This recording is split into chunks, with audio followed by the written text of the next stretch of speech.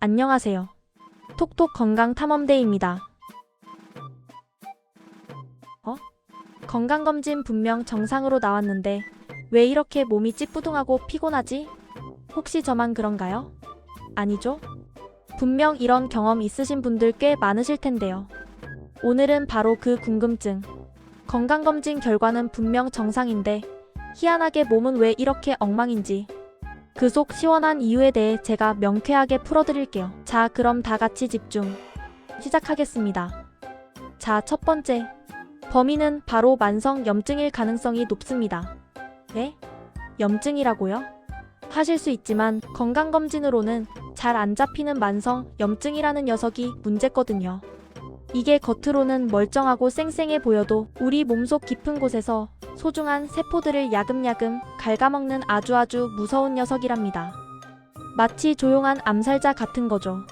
피로, 붓기, 소화불량은 기본이고 심지어 피부 트러블까지 마구 일으킬 수 있다니까요. 정말 얄밉죠? 그럼 우리는 어떻게 해야 하냐고요? 너무 걱정 마세요. 방법은 생각보다 아주 간단하답니다. 일단 첫째, 잠을 푹 충분히 자는 게 중요하고요. 둘째, 몸속 노폐물 배출을 위해 물을 약간 많이 자주 마셔주시고요. 셋째, 몸에 좋은 채소랑 과일을 듬뿍 챙겨 드시고 몸에 안 좋은 가공식품은 최대한 줄이는 노력이 필요합니다. 그리고 넷째, 꾸준히 운동하면서 스트레스 관리까지 철저하게 해주면 금상첨화겠죠. 이 네 가지만 잘 지켜도 만성 염증으로부터 우리 몸을 든든하게 지킬 수 있다는 사실 잊지 마세요. 두 번째, 기능의학적 관점에서도 꼼꼼하게 살펴봐야 합니다. 일반적인 건강검진은 마치 빙산의 일각처럼 질병의 단면만 살짝 보여줄 뿐이거든요. 마치 코끼리 다리 만지는 것처럼 숲 전체를 보지 못하는 것과 같죠. 피로의 진짜 근본적인 원인을 제대로 찾으려면 좀 더 세밀하고 꼼꼼한 추가 검사가 반드시 필요할 수 있다는 말씀. 그러니 너무 섣불리 판단하지 마세요. 여기서 놀라운 사실 하나. 콜레스테롤 수치가 지나치게 너무 낮아도 오히려 피로감을 더 심하게 느낄 수 있다는 사실 혹시 알고 계셨나요? 무조건 낮추는 게 능사가 절대 아니라는 거. 적절한 수치를 균형 있게 유지하는 것이 훨씬 중요하다는 거 꼭 기억하세요.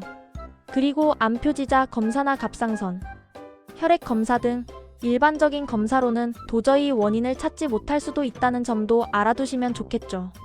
세 번째, 이번에는 한의학적 관점에서 접근해 볼까요? 건강검진은 눈에 보이는 질병의 유무만을 확인하는 데 그치지만 우리 몸 전체의 균형을 중시하는 한의학에서는 몸의 균형이 깨졌는지, 즉 부조화를 파악하는 데 집중하거든요. 스트레스 검사나 체성분 검사 등을 통해 자율신경계 불균형 상태나 현재 영양 상태를 꼼꼼하게 체크해 볼 수 있다는 사실. 한의학적인 접근도 충분히 고려해 볼 만하겠죠? 네 번째, 재검사의 중요성. 건강검진 결과가 정상으로 나왔다고 해서 무조건 안심하고 모든 걸 잊어버리시면 절대 안 됩니다.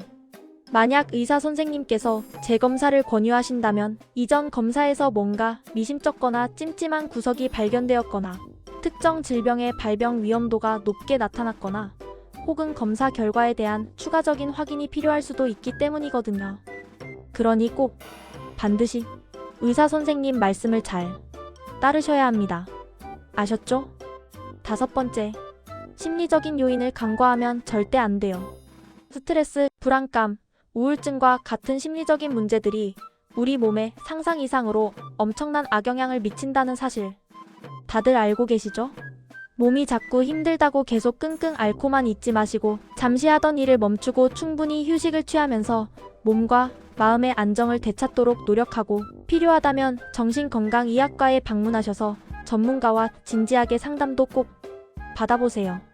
혼자서 끙끙 앓는다고 저절로 해결될 일은 절대 아니니까요.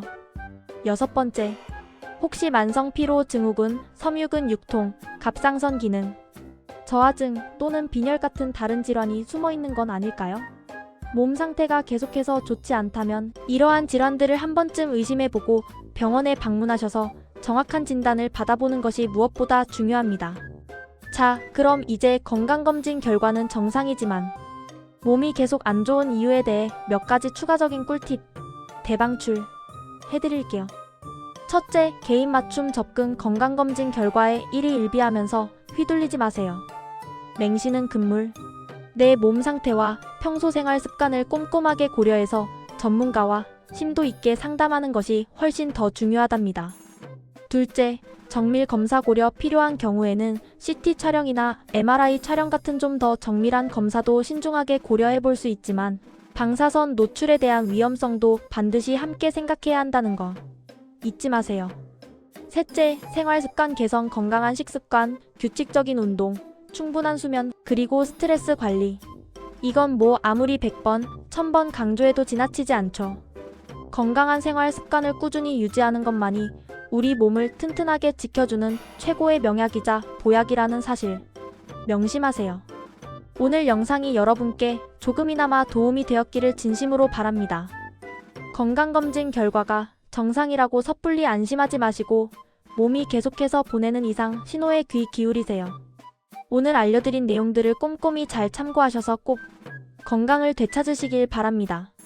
저는 다음에 더 알차고 유익한 정보로 다시 찾아올게요. 지금까지 건강지킴이 톡톡 건강탐험대였습니다. 저도 시청자분들의 좋아요라도 눌러주는 기쁜 신호의 귀 다음에 또 만나요. 안녕. 제발.